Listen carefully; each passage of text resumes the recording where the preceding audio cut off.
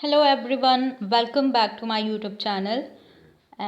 आज हम पढ़ने वाले हैं शांति शिक्षा और सतत विकास में हम एक यूनिट है तनाव एवं शक्ति, इसको हम डिस्कस करेंगे।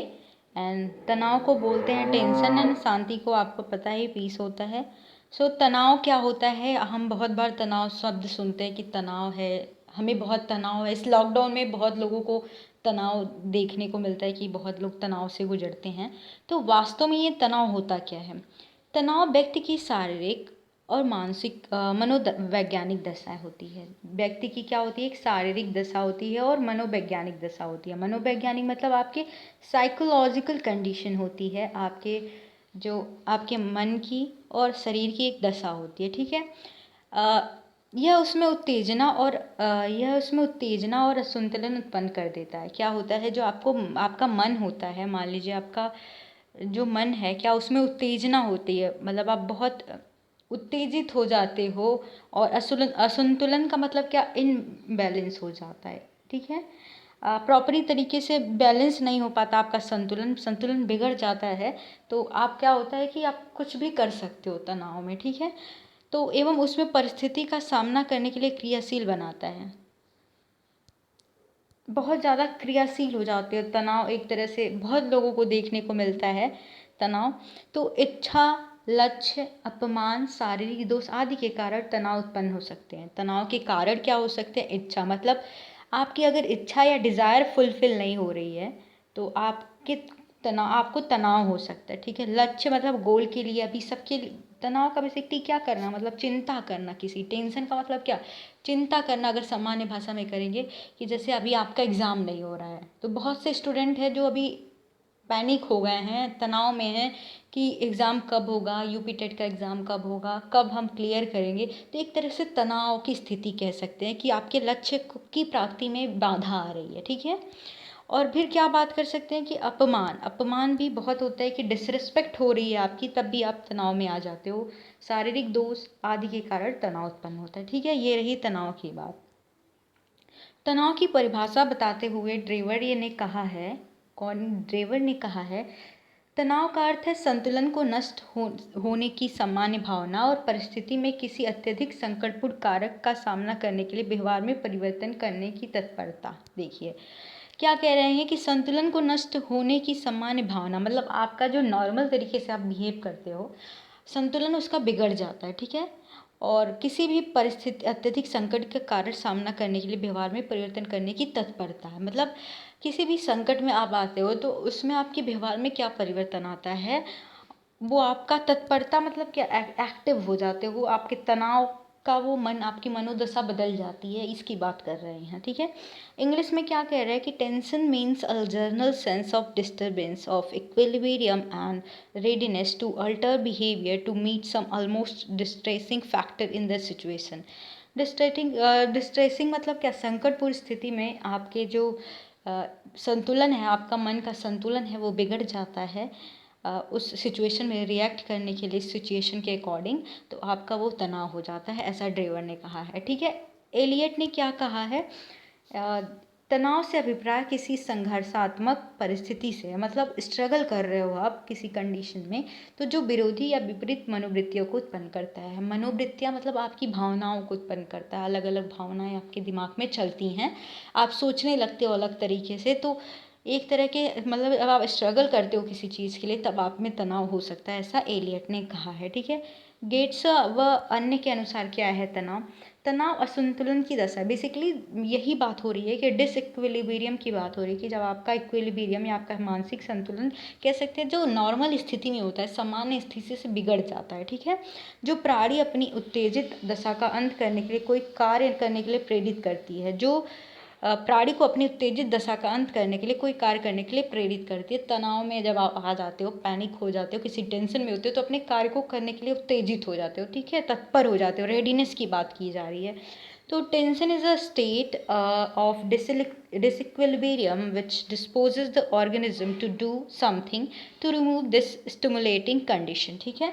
किसी भी आपकी उद्दीपक है उसके प्रति प्रतिक्रिया करने के लिए उसको मतलब आपकी आवश्यकता के अनुसार आपका तनाव होती है, आपकी ज़रूरतें नहीं पूरा होती है, इच्छा नहीं हो पाता है आपकी पूरी, तब तनाव की स्थिति आती है। ठीक है। तो उपरोक्त परिभाषाओं के आधार पे हम कह सकते हैं कि तनाव व्यक्ति की असामान्य मनोदशा, जैसे मैंने बताया कि आपको जो सामान्य मनोदशा होती है वो बिगड़ जाती है, उसका संतुलन बिगड़ जाता है, तो असामान्य मनोदशा या व्यवहार का परिचायक होता है। देखिए, असामान्य व्यवहार या मनोदशा का परिचायक होता है। इस तरीके से आपने समझ लिया। फिर हम बात करते हैं टेंशन मैनेजमेंट या तनाव प्रबंधन क्या होता है। देखिए, आजकल व्यक्तियों को अनेक प्रकार के तनाव का सामना करना पड़ता है, ये बहुत ही कॉमन हो गया है, इसलिए वर्तमान समय में तनाव प्रबंधन का महत्व बढ़ गया है। देखिए, ये बहुत ज़रूरी है कि आजकल बहुत लोग तनाव से गुजर रहे हैं, ठीक है। लॉकडाउन में तो बहुत ज़्यादा हो गया है, कोरोना में, इस पैंडेमिक में बहुत ज़्यादा हो गया है तनाव लोगों को। तो बालक को विद्यालय तथा परिवार में अनेक तनाव का सामना करना पड़ता है, चाहे वो आप विद्यालय में हो तनाव, आपके परिवार की वजह से भी तनाव हो सकता है। तो बालकों के तनाव प्रबंधन के लिए खेलों का सहारा लिया जा सकता है, क्योंकि छोटे बालकों को यदि खेलने के लिए कह दिया जाता है तो जब वह सब कुछ भूल कर खेलने दौड़ पड़ता है। देखिए, अगर आप अपने मन की दशा को बदलना चाहते हैं तो आपके ध्यान को कहीं और लगाना होता है। देखिए, अगर आप उस स्थिति को भूल जाएंगे, उस तनाव को भूल जाएंगे कि आप किस कंडीशन या किस सिचुएशन की वजह से तनाव आया है, तो बहुत ज़रूरी होता है कि अपने मन को, अपने ध्यान को कहीं और लगाना। बहुत लोग ऐसा करते हैं कि अपने मन को भटकाते हैं, ठीक है, ताकि वो उस तनाव को झेल नहीं पाते, तो टेंशन की वजह से वो चाहते कि ये टेंशन फ्री हो जाए। तो इस तरीके से विद्यालय में क्या करना चाहिए, अगर बच्चों को तनाव महसूस हो कि वो बस पढ़ ही रहे हैं, तो एक तरह का तनाव हो जाता है, तो उनका जो ध्यान होता है खेल कूद के माध्यम से भी प्रबंधन किया जा सकता है, ठीक है।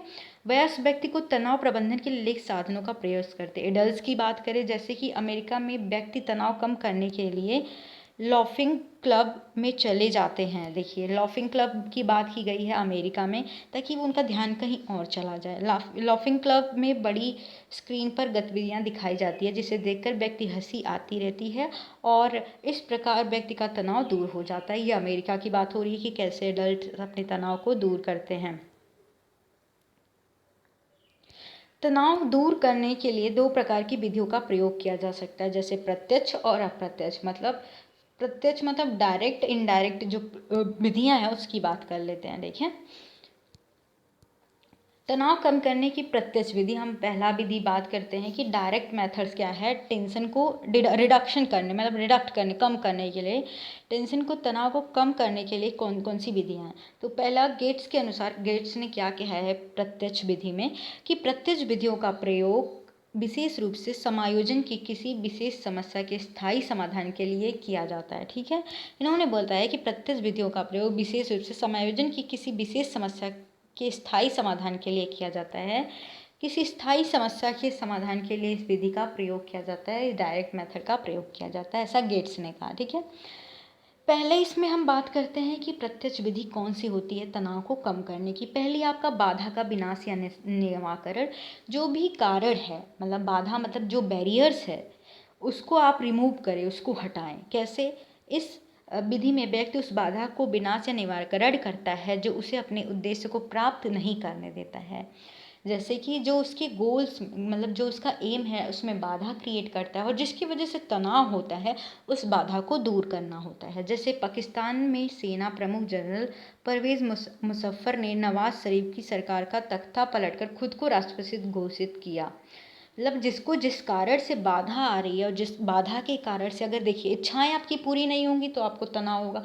तनाव का कोई कारण होता है, तो उस स्पेसिफिक कारण को दूर करना, ठीक है, ये बात की जा रही है कि प्रत्यक्ष रूप से कैसे तनाव को कम किया जा सकता है। फिर अन्य लक्ष्यों का प्रतिस्थापन, सब्स्टिट्यूशन ऑफ अदर गोल्स। देखिए, जब व्यक्ति अपने मौलिक लक्ष्य को प्राप्त करने में सफल नहीं होता, मौलिक मतलब जो आपका मेन लक्ष्य है, आपका मेन ड्रीम है कि आपका गोल है ये बनना, आपका मेन गोल है टीचर बनना, तो वो सबसे बजाय किसी अन्य लक्ष्य का निर्माण करता है। तब वह उसके बजाय किसी अन्य लक्ष्य का निर्माण करता है। जब आप किसी एक लक्ष्य में फेल हो जाते हैं, मान लीजिए जो यूपीएससी एस्पेरेंट हैं, जो यूपीएससी क्लियर करना चाहते हैं, वो नहीं कर पाते, तो अपने अगर उसमें असफल होते हैं तो वो अपने जो लक्ष्य को किसी और कार्य में लगा देते हैं, अपना लक्ष्य कोई और बना लेते हैं। तो जैसे फिल्म अभिनेता शक्ति कपूर हीरो बनने में असफल रहने पर प्रसिद्ध विलन बन गए। देखिए, बहुत ही अच्छा एग्जाम्पल दिया है, रियलिस्टिक एग्जाम्पल दिया है कि कैसे अपने तनाव को कम किया जाता है। मान लीजिए जो शक्ति कपूर थे वो हीरो बनना चाहते थे लेकिन नहीं बन पाए, तो अपने जो लक्ष्य है उसको बदल के विलन बना दिया। देखिए कितना दोनों में अंतर आ जाता है। तो अपने तनाव को इस तरीके से कम किया जा सकता है कि अगर आप ये नहीं बन पाए, अगर इस लक्ष्य में फेल हो गए, मतलब इस लक्ष्य को पाने में असफल रह गए, तो कोई दूसरा लक्ष्य बना के आप अपने तनाव को दूर करिए। उस तनाव पे मत बैठे रहिए कि आपने ये असफल हो गया तो मैं अब कुछ नहीं कर पाऊंगा। ये तनाव की कंडीशन होती है, ठीक है। दूसरी बात करें अन्य उपाय की खोज। अन्य उपाय की खोज मतलब सीकिंग अनदर पाथ, मतलब किसी अन्य रास्ते का चुनाव करना अपने तनाव को कम करने के लिए। जब व्यक्ति बाधा का विनाश या निवारण नहीं कर पाता तो वह अपने लक्ष्य को प्राप्त करने के लिए किसी अन्य उपाय को खोज करता है। देखिए जब आपको लगता है कि मैं इतना पढ़ रहा हूँ लेकिन मैं पास नहीं हो रहा हूँ, तो आप दूसरा तरीका ढूंढिए पास होने का। जो अगर आप पास नहीं हो रहे तो एक तनाव का कारण बन रहा है, तो आप दूसरी तरीके से अपने आप को पास करने का तरीका ढूंढिए, ठीक है। तो बालक ऊपर रखे सामान को उतारने में असफल रहा है तो माता पिता की सहायता ले लेता है। जिस तरीके से देखिए बालक अगर ऊपर का कहीं सामान रखा हुआ है, अगर किसी रैक पे वो सामान उतार नहीं पाता तो किसी की मदद लेता है। उसी तरह से तनाव कम कर किया जा सकता है। दूसरी बात करें तो व्याख्या निर्माण, एनालिसिस ऑफ डिसीजन, ठीक है। जब व्यक्ति अपने समक्ष दो समान रूप से वांछनीय मतलब वॉलेंटियरी पर विरोधी लक्ष्य इच्छाएं होती हैं, जबकि समझ दूर देखिए इसमें कह रहा है जब व्यक्ति के समक्ष समान रूप से वांछनीय पर विरोधी लक्ष्य इच्छाएं होती है तब वह अपने पूर्व अनुभव के आधार पर उन विचार करता है, अंत में उनसे एक चुनाव करने का निर्णय करता है। जैसे कि भूतपूर्व राष्ट्रपति व भारत रत्न डॉक्टर APJ अब्दुल कलाम जी के समझ देश या विदेश में कार्य करने का अवसर उपलब्ध था, लेकिन डॉक्टर कलाम ने अपने देश के ही कार्य करना निर्णय लिया। जब उसके पास बहुत सारे ऑप्शन होती हैं, इच्छाएं होती हैं, दो विरोधी ऑप्शन होता है, तो उसके पास तनाव की स्थिति आ जाती है, तो उसको एक रास्ता चुनना चाहिए ताकि तनाव कम हो, ठीक है। डिसीजन अच्छा लेना चाहिए, एनालिसिस करना चाहिए, कंपेयर करना चाहिए कि कौन सा सही है कौन सा नहीं, ठीक है। अब तनाव को कम करने की अप्रत्यक्ष विधि क्या होती है, देखिए इनडायरेक्ट मेथड ऑफ टेंशन क्या होता है, टेंशन को कम करने का। तो इसके अनुसार गेट्स ने क्या कहा है कि इनडायरेक्ट मेथड क्या होता है, ये एग्जाम में आ सकता है, ठीक है। अप्रत्यक्ष विधियों का प्रयोग केवल दुखपूर्ण तनाव को कम करने के लिए किया जाता है। दुखपूर्ण, अभी तक हमने समायोजन की बात की कि सिचुएशन में समायोजन करने के लिए जो स्थिति की जाती है, मतलब जो सोचा जाता है, जो कार्य किए जाते हैं तनाव को कम करने के लिए, वो उसकी बात की जो प्रत्यक्ष रूप से हम करते थे। अभी हम कह रहे हैं कि दुखपूर्ण तनाव को कम करने के लिए क्या किया जाता है। पहला तो दमन। दमन से क्या समझ आता है, रिप्रेशन। देखिए जब कोई विचार चेतन में उत्पन्न होता है, मान लीजिए आपके मन में कोई विचार उत्पन्न हुआ, तो या तो उसे व्यक्त कर दिया जाता है या उसका दमन कर दिया जाता है, ठीक है। दमन संघर्षों से छुटकारा पाने के लिए किया जाता है। जैसे दमन, मान लीजिए डिप्रेशन मतलब आपके मन में कोई विचार उत्पन्न हो रहा है, तो आप क्या करते हो, उसको या तो किसी को बताते हो या तो अपने अंदर ही रख लेते हो, उसको किसी को बताते ही नहीं हो, किसी के साथ शेयर नहीं करते हो। दमन संघर्षों से छुटकारा पाने के लिए किया जाता है। दमन में पीड़ा से बचने की भावना निहित होती है तथा दमन हम उन विचारों या इच्छाओं का करते हैं जिन्हें हम व्यक्त करने सकने में असमर्थ होते हैं। व्यक्ति तनाव से बचने के लिए अपनी इच्छाओं का दमन करता है। मान लीजिए कि जो चीज़ आपको पीड़ा दे रही है, जो बातें आप बार बार रिपीट कर रहे हो आपकी ज़िंदगी में, जो दर्द दे रही है चीज़ें, आप उसको बार बार, आप जो आपको तनाव दे रही है आप उसको दोहराते नहीं हो, या तो अपने उसको किसी को बताते नहीं हो, या उसको ओपन नहीं करते हो, अपने अंदर ही दबा लेते हो, उसका दमन कर देते हो कि अब मेरे साथ ये हुआ, मैं इसको कभी रिपीट नहीं करूँगा। ऐसे कुछ अपने आप डिसीजन लेते हो कि इसका दमन कर देता हूँ, ये ज़िंदगी में मेरे नहीं रहेगा, इस तरीके का होता है। देन बात करते हैं पलायन या विड्रॉल। इसमें क्या होता है, जब व्यक्ति किसी भयानक परिस्थिति का सामना करने में स्वयं को अक्षम मानता है, मतलब कैपेबल नहीं होता उस सिचुएशन को, भयानक परिस्थिति को फेस करने के लिए। पलायन का आप अर्थ समझिए, पलायन मतलब भागना, किसी सिचुएशन से भागना।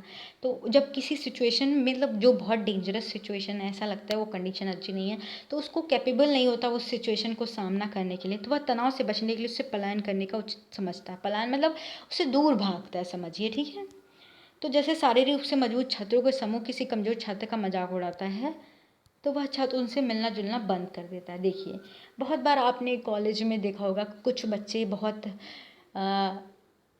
शारीरिक रूप से ही समझिए बहुत कैपेबल होते हैं, स्ट्रॉन्ग होते हैं। तो जो कुछ बच्चे बहुत पतले होते हैं, तो मान लीजिए कॉलेज में क्या डीमोरलाइज्ड किया जाता है। अभी बहुत बार आपने देखी होगी ऐसे रैगिंग होती है, तो बच्चे क्या करते हैं, तुम पतले हो, तो वो अपने स्टैंडर्ड के अकॉर्डिंग रहना सीखते हैं, कि उनको लगता है कि अगर उनके साथ रहेंगे तो वो मेरे लिए सही नहीं है। वो तनाव की स्थिति बन जाती है उनके साथ रहना, मिलना जुलना। तो वो अपने जैसे लोगों को ढूंढना स्टार्ट कर देते हैं। चाहे वो मान लीजिए कॉलेज स्कूल में होता है कि कुछ बच्चे बहुत तेज़ होते हैं, तो वो सोचते हैं कि मैं अपने ही कैटेगरी वाले बच्चों के साथ रहूँ। उनके साथ कोई अगर वीक बच्चा आ जाता है, अब बहुत बार देखा होगा, बहुत जगह होती है, उनके साथ कोई कमज़ोर बच्चा जो आ जाता है तो वो अपने साथ नहीं रखते। तो उस बच्चे को ऐसा लगता है कि मैं इनके साथ, मैं उस बच्चे को भी ऐसा लगता है कि मैं इनके साथ नहीं रहता हूँ, तो वो पलायन कर लेता है, उनके साथ रहना बंद कर देता है। ठीक है। देन बात करते हैं प्रतिगमन। ये भी अप्रत्यक्ष मेथड है, मतलब रिग्रेशन। प्रतिगमन का अर्थ था वापस जाना। ठीक है। जब व्यक्ति स्वयं को चारों ओर से घिरा पाता है, तो वह अपने उस शैशव काल की ओर लौटता है जब वह सभी चिंताओं नहीं थी। अर्थात व्यक्ति अपने तनाव को कम करने के लिए वैसा ही व्यवहार करता है जैसे वो पहले कभी करता था। मान लीजिए आप सभी अभी बड़े हो गए हो। अभी बहुत लोग ऐसा सोचते हैं कि बचपन में थे तो कितने खुश थे, बचपन में थे तो बचपन में आप बहुत खुश थे। अभी जब बड़े हो जाते हो, एडल्ट हो जाते हो, तो आप पे बहुत तनाव, आप पे बहुत प्रेशर आ जाता है। और ये प्रेशर क्या, ये जो भार आप पे आता है तो आपको तनाव देता है। तो आप सोचते हो कि उस बचपन में चला जाओ, तो आप पीछे चले जाते हो, चीज़ों को सोचने लगते हो, ऐसा बनने की कोशिश करने लगते हो जब तनाव मुक्त थे। ठीक है। प्रौढ़ युवती इसलिए आंसू बहाती है क्योंकि बचपन में आंसू बहाकर वह मम्मी से बहुत सी बातें मनवा लेती थी। ठीक है।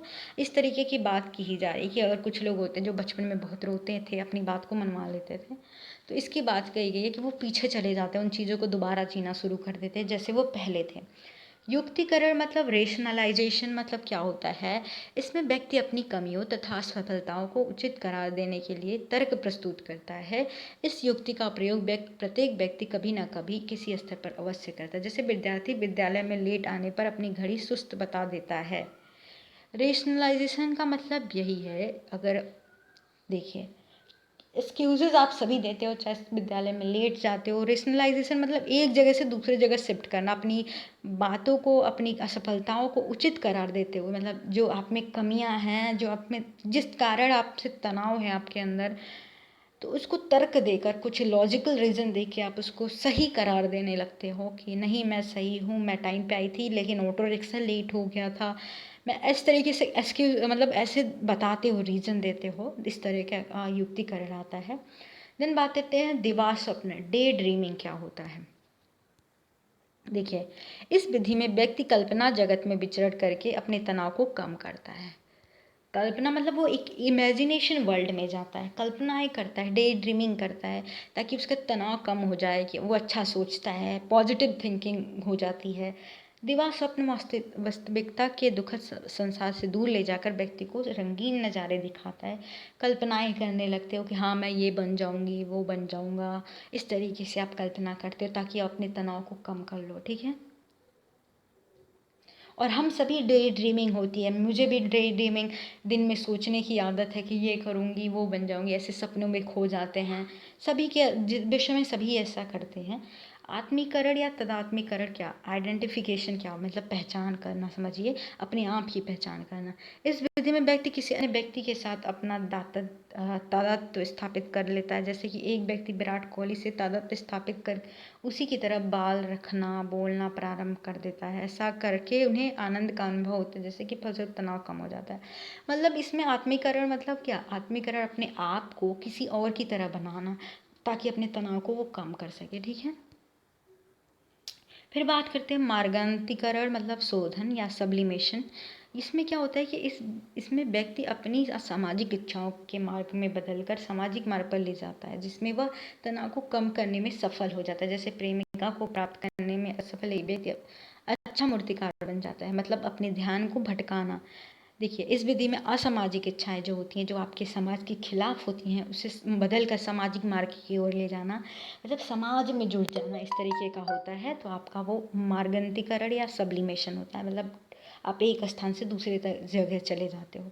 प्रक्षेपण, प्रक्षेपण मतलब ये बहुत ही इंपॉर्टेंट है। प्रोजेक्शन क्या होता है, ये पूछ सकता है एग्जाम में। देखिए, इस विधि में व्यक्ति अपने दोषों, कमियों का आरोपण दूसरे पर करता है। प्रक्षेपण मतलब क्या, अपनी गलती दूसरे पे थोप कर अपनी जो मान लीजिए कि परीक्षा में असफल होने पर छात्र पेपर का आउट ऑफ कोर्स बता देते हैं। जैसे कि देखिए, आप कितने तनाव को कम करने के लिए इस विधि का प्रयोग किया जाता है। जैसे हमारे साथ होता है कि हम कहते हैं आउट ऑफ सिलेबस आया है, अरे हमने ये पढ़ा था लेकिन ये तो है ही नहीं सिलेबस में। इस तरीके के क्वेश्चन पुट अप करते हैं, मतलब अपनी गलती, अपने असफलता का थोप दूसरे पे डालते हैं, ठीक है। देन बात करते हैं क्षतिपूर्ति या कंपेंसेशन क्या होता है। इस विधि में व्यक्ति एक क्षेत्र की कमी को दूसरे क्षेत्र में श्रेष्ठता का विकास करके पूरा करते हैं। जैसे पढ़ाई में कब जो छात्र खेल में अच्छा प्रदर्शन करके पढ़ाई का क्षतिपूर्ण करता है। जैसे अगर आप किसी फील्ड में टैलेंटेड, मान लीजिए जिस हिस्ट्री आप, अगर आपको बायो नहीं आती, साइंस, कुछ बच्चे इस तरीके से होता है, किसी में कोई क्रिएटिव ज़्यादा है, कोई पढ़ने में अच्छा है, तो अपना अपना टैलेंट होता है। तो इस तरीके से अगर जो बच्चा खेल में अच्छा नहीं है तो वो किसी और फील्ड में चला जाता है। आजकल तो आप बहुत देख रहे हो रील्स बनाए जाते हैं। तो जो लोग पढ़ने में अच्छे नहीं हैं, जो मतलब जिनको लग रहा है कि इस फील्ड में वो ज़्यादा कैपेबल हैं, तो उस अपने डायरेक्शन को चेंज कर रहे हैं और अपने तनाव को कम कर रहे हैं। देन बात करते हैं निर्भरता या डिपेंडेंस क्या होता है। इस विधि में व्यक्ति किसी दूसरे पर निर्भर होकर अपने जीवन के उत्तरदायित्व उसे सौंप देता है। जैसे सांसारिक कष्टों से परेशान होकर मनुष्य किसी महात्मा का शिष्य बन जाता है। अपने तनाव को कम करने के लिए वो अपने जीवन को किसी और पे सौंप देता है, या सांसारिक मोह माया को त्याग कर वो संन्यास ले लेता है। इस तरीके का डिपेंडेंस कहते हैं। अब हम नेक्स्ट वीडियो में हम पढ़ेंगे आंतरिक शक्ति की अवधारणा। ये हम नेक्स्ट वीडियो में पढ़ेंगे क्योंकि ये वीडियो बहुत लेंदी हो जाएगी, तो नेक्स्ट वीडियो आप ज़रूर देखना। ये पार्ट 1 है।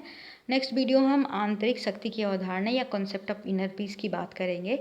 एंड आई होप आपको ये वीडियो अच्छी लगी होगी, तो प्लीज़ लाइक करना, शेयर करना और सब्सक्राइब करना। Thank you.